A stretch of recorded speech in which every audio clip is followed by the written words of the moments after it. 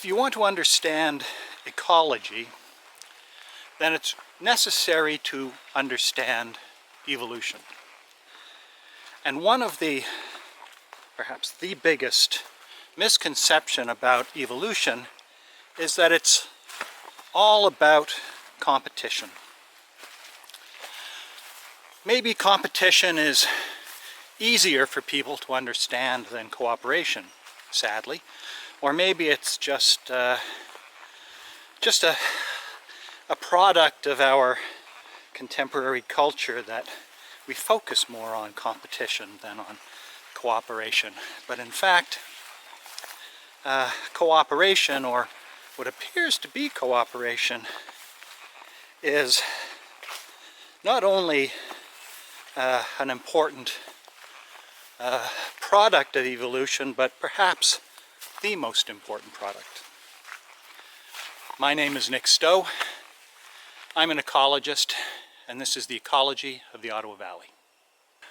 As I walk through the Four Seasons Conservation Forest in Deep River in the Ottawa Valley, I am surrounded by this incredible diversity of plant life, animal life.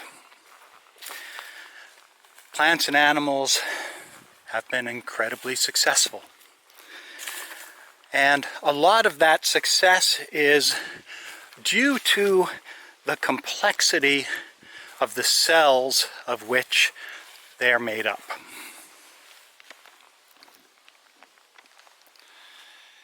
Plant and animal cells are eukaryotic cells. Eukaryotic cells evolved about 1.3 billion years ago.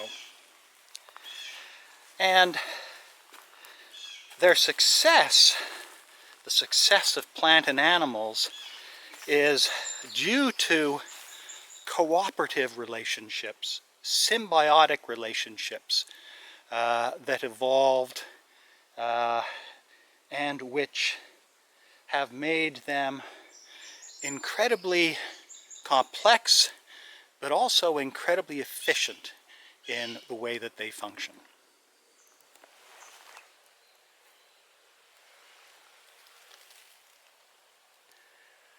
This plant is wild sarsaparilla. The Latin name is Aurelia nudicalis. It is one of the most common plants on the forest floor of forests in the Ottawa Valley. It is very well adapted to growth on the forest floor in midsummer. It's very efficient at collecting sunlight and turning that sunlight into the carbohydrates and the chemical energy that it needs to survive and reproduce.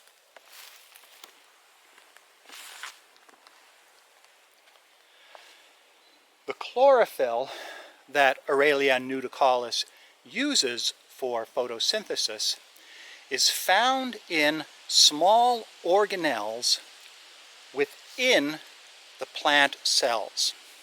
Those organelles are called chloroplasts.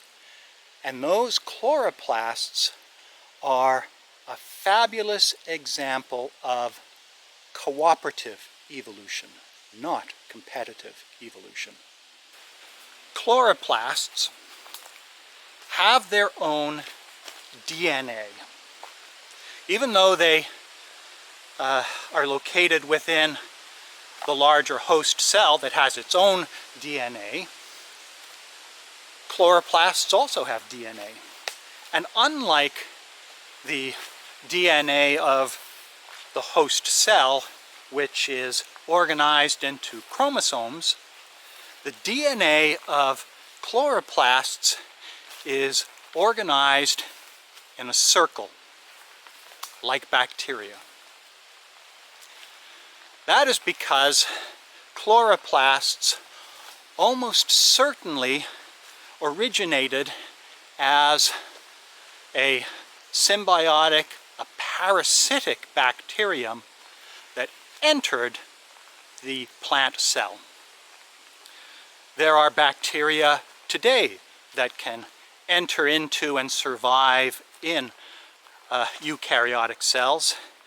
A great example in the Ottawa area is the bacterium that causes Lyme disease. It has the ability to enter into an animal cell and to survive there. This pale green patch on the trunk of this young red maple tree is not a disease of any kind. It is a lichen called maple dust lichen, for obvious reasons.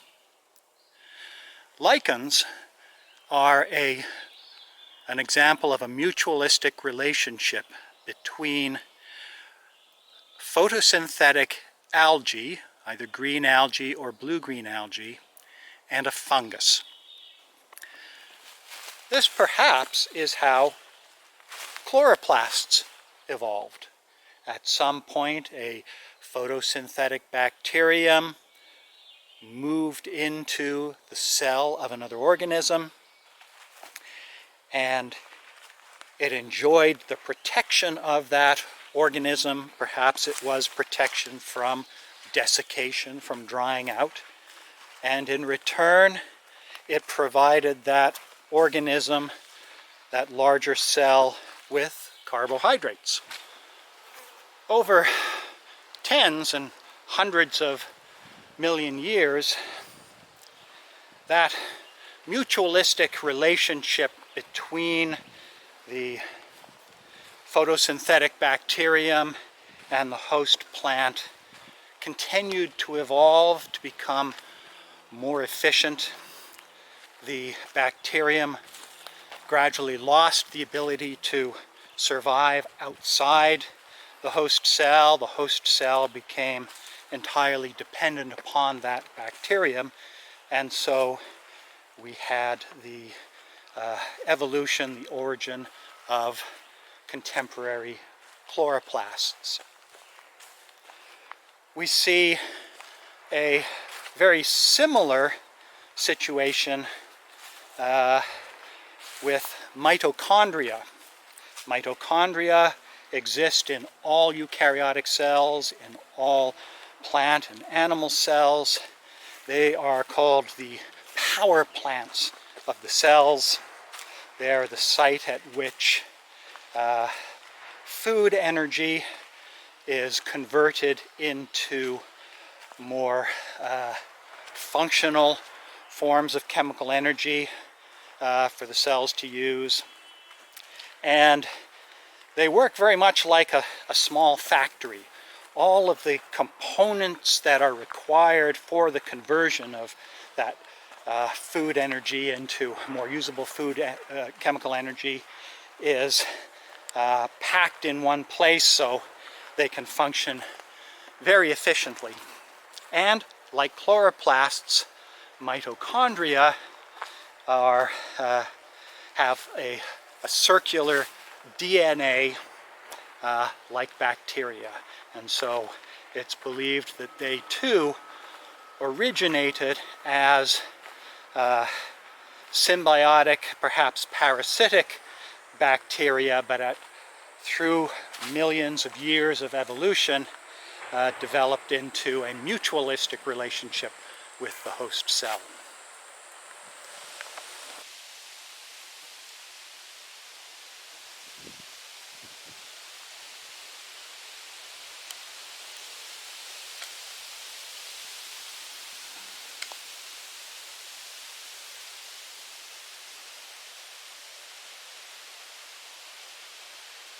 This is one of my favorite species of trees, American beech. The leaves are really quite lovely, very parallel veins, each one ending in a tooth. What I like about American beech is the structure of its branches. When it is a young tree, it sends out these very, very long branches. This is an adaptation to low light conditions in the forest. These branches reach out seeking what are called sunflecks, those stray rays of sun that fall through the thick canopy of the forest in midsummer. This ability to reach out and seek for these sunflecks is what helps beech trees survive in the understory of the forest until a gap opens above it, and then it can grow upwards to fill that gap. This is not competition. This is avoidance of competition. The beech tree has evolved its own strategy for gathering sunlight, for gathering light energy that helps it avoid the competition of the upper canopy. And the forest ecosystem is not dominated by competitive processes. The diversity of the forest is not a result of competitive processes. It is a result of avoidance of competition. When I talked about spring ephemerals, I talked about how they grow early in the spring before the forest canopy has developed so that they can gather the light and meet their needs for growth and reproduction. We see the example of the beech tree. We see the example of maple trees that can survive for many years in low light conditions in the understory of the forest, waiting for an opportunity to rise up, spring forth. These are all strategies to avoid competition.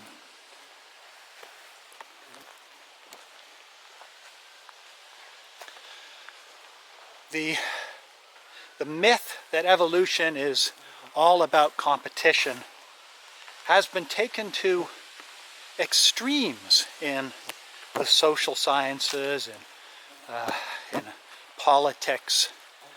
It has been used to wrongly, incorrectly, to argue that all of human society is structured in some way by competition. And I'm not arguing against competition as being an important part of human relationships, but like this forest, the most important relationship in human society is not competition, but cooperation. Thank you for joining me today. I hope you've enjoyed this video. In my next video, I'm going to continue to talk about cooperation and how it was responsible for the development of terrestrial life, that is, life on the dry surface of the planet rather than the oceans.